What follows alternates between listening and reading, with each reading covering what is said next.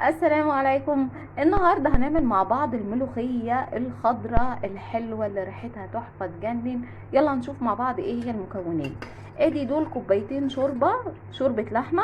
الشوربه اللي عندك متوفره اعملي بيها عادي، مفيش مشاكل. بس اهم حاجه اخدمي الشوربه. يعني ايه تخدميها؟ حطي فيها ورق لوري، حبهان، مستكه، ملح، فلفل اسود، كل الحاجات اللي انتي ممكن مرق الدجاج ظبطيها، يعني تخلي الشوربه طعمها حلوه بغض النظر عن الملوخيه. تمام كده. ودي نص كيلو ملوخيه احنا مخرطينه بالمخرطه. تمام كده. طب انت هتخرطيه في الكبه، اخلطيه بالطريقه اللي تحبيها، بس احسن حاجه هي المخرطه. تمام. بيطلع فيها عرق كده وانت بتاكليها. طيب وادي الطشه، معلقه توم صغيره، معلقه كزبره صغيره، ومعلقه سمنه. ادي المكونات بتاعتي اللي هنحمرها. يلا نشوف مع بعض هنعمل ايه. اول تكه في تكات الملوخيه هي الغليان. غليان ايه؟ غليان الشوربه لازم تكون بتغلي زي ما انتم شايفين كده، وبعدين ننزل بالملوخيه. وهي بتغلي كده بقى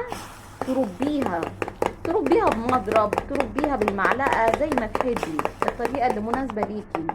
وتكوني موطيه على الشوربه خالص، وتبداي بقى تقلبي فيها لحد ما تندمج مع الشوربه. هي دوبك دمجتها وقلبت عليها. شايفين؟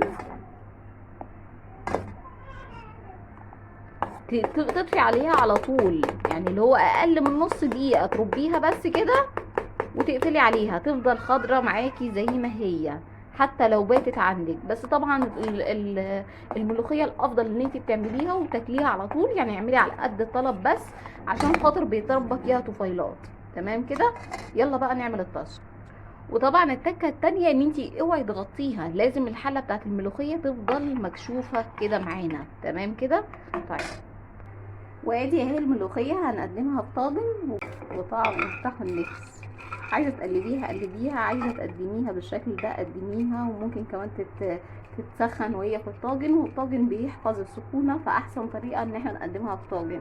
اشوفكم على خير في فيديو جديد، والسلام عليكم ورحمه الله.